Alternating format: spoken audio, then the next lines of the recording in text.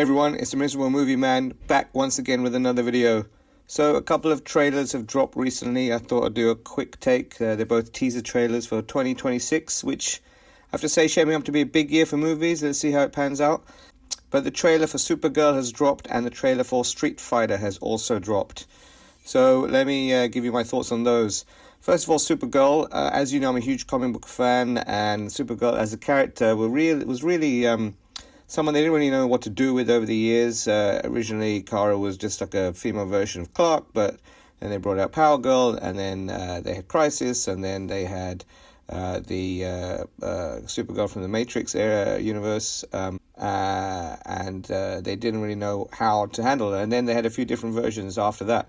So this trailer to me really kind of reminds me a lot of Guardians of the Galaxy. I think James Gunn, obviously, as involved as he is with this, he really nailed it with Guardians for Marvel, and he's brought that same feel to Supergirl.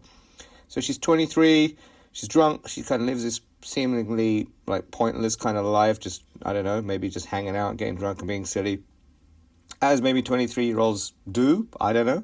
I would have thought Clark would have had a stronger influence on her, but perhaps not. Maybe this is a film to cater for the teenage audience, the sort of early 20s audience, maybe the young ladies of the world, young girls who are going through similar things.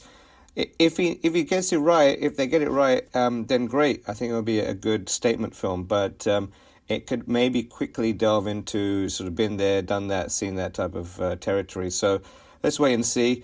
Yeah, as I said, it has a Guardians feel, very sort of intergalactic. Seems like Supergirl is off drinking in space and getting into all kinds of mischief with people on other planets. But she still has her powers. Maybe the yellow sun has really sort of stored in her cells for long enough for it to have her powers on other planets where it doesn't have a yellow sun. And of course, the big thing in the teaser trailer is Lobo, who I've been a fan of since he came out. In fact, I have a Lobo t-shirt from, I think, 1991 that I'm going to start wearing again. But yeah, Lobo is a single freeze frame. Looks like they got the character visually correct. Obviously, they did it pretty well in the animated shows, but we've never seen a good live-action version. So let's see what happens. But if Supergirl has something good to say, if it's, you know, a strong sort of coming-of-age story, maybe she sort of leans more into her heroic abilities, then great. If it's just, you know, how does a 23-year-old with powers who likes to party enjoy herself in space and on other planets, I think it could be not a recipe for disaster, but just certainly not going to hit the heights that perhaps we're hoping for. Let's see how Millie Alcock does in the role. She seems to portray that sort of teenage or early 20s girl pretty well.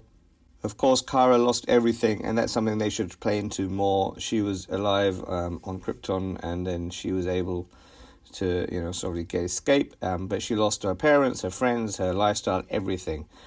Clark, of course, was born on Earth, as it were. I mean, he was a baby in the rocket. He was raised on Earth, shall we say. And, you know, he shouldn't have that same feeling of loss that Kara has. And if the, you know, drinking and the partying is all to cope, if it's though, maybe he's after her for something, maybe someone's put a bounty on her head. But yeah, I guess we'll wait and see for that. And then moving on to the Street Fighter trailer. I'm a guy who grew up with Street Fighter 2 in the arcades, original version, and someone that watched all of the films and the animated show, and thinks Street Fighter has already been done to a level of excellence that I think will be hard to match. So if you haven't seen Street Fighter Assassin's Fist, that was the pinnacle for me. That was how Street Fighter should be done on screen. This film looks like it could go in a couple of ways. It's got loads of characters in it, which is great. It's got some crazy names playing them. I'm a guy who grew up with Street Fighter 2 in the arcades, original version, and someone that watched all of the films and the animated show, and thinks Street Fighter has already been done to a level of excellence that I think will be hard to match. So if you haven't seen Street Fighter Assassin's Fist, that was the pinnacle for me. That was how Street Fighter should be done on screen. This film looks like it could go in a couple of ways. It's got loads of characters in it, which is great. It's got some crazy names playing them. 50 Cent as Balrog, Andrew Schultz as Dan. Does Andrew Schultz not even know how to do anything? I don't know. It's just because he's got a big moustache and he looks cheeky. Is that how he got cast? I don't know. And I think, you know, Cody Rhodes as Guile. These fan level of castings could work, or perhaps they could backfire spectacularly. I like the fact they've got some of the moves in the trailer. Obviously, this is a film that hopefully is going to be about Ryu and Ken, or Ryu and Ken. Not sure whether David Dastmalchian can pull off the level of Vega or M. Bison, as he's probably known in this, that Raul Julia did. I thought his Bison was great. Dastmalchian doesn't really seem to have maybe the physical presence for it. Acting-wise, he's good, but, Bison is like a larger-than-life, bigger-than-life, meaner-than-life villain for. But I'll keep my fingers crossed. I'll keep my sort of views and reservations to myself until I've seen the movie. I just wanted to comment on what I've seen in the trailer. Both of these films could be magnificent. Also, they showcase the iconic mid-level games of beating up the car. Now, that was quite fun, I think, in the first Street Fighter game I used to play, but I'm not sure what beating up a car means in the context of this film, and even why anyone would be doing it. I mean, a nice little nod to the original gamers that is in there, but yeah, let's see how they've implemented it in the sort of premise of the film. But it could, again, be like a style and no substance. I mean, I actually enjoyed the Van Damme version, even though it was Guile was the lead. I thought Van Damme delivered one of the most comedic performances of all time, and the fighting was good. Ryu and Ken were negated side characters and were actually just, pointless sidekicks, as it were. But if they do Ryu and Ken properly, if they even have an inkling of how good Assassin's Fist was, and they try and do that for this film, we could be in for a treat. I mean, fighting aside, and the fighting does look great, and fighting has got to a point now where you expect some really insane level of skills on the screen.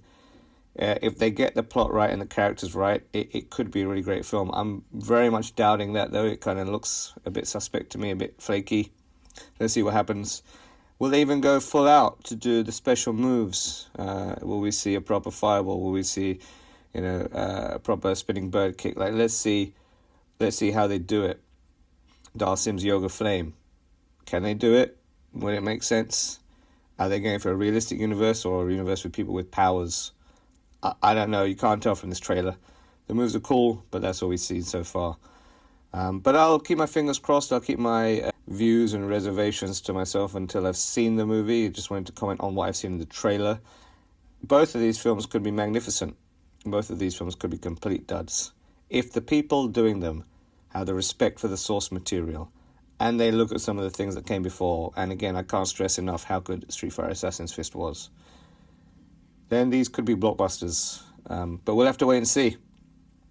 Anyway, there you go. There you have it. That's my take on the two recent teaser trailers for Supergirl and Street Fighter. They're both coming out summer of 2026.